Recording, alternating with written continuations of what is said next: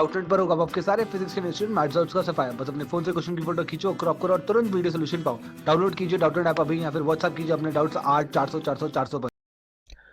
सो इस क्वेश्चन में पूछा है कि in a compound microscope the intermediate image is. So ये होता है हमारा ray diagram for the compound microscope, और हम देख सकते हैं कि इंटरमीडिएट इमेज जो है that is real, inverted and it is magnified. और इंटर इमेज क्या है? Intermediate image is the image that is formed by the objective lens.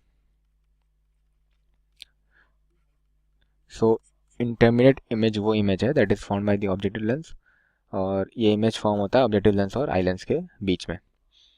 और this image acts as object for the eyepiece। ये हमारा eyepiece है, इसके लिए ये ऑब्जेक्ट की तरह काम करता है जो इमेज है, और ये इमेज फॉर्म होता है किससे? Form by the objective lens. So ये हो जाएगा हमारा सोल्यूशन इस क्वेश्चन का। हमारा करेक्ट ऑप्शन है रियल, इन्वर्टेड एंड मैग्नीफाइड।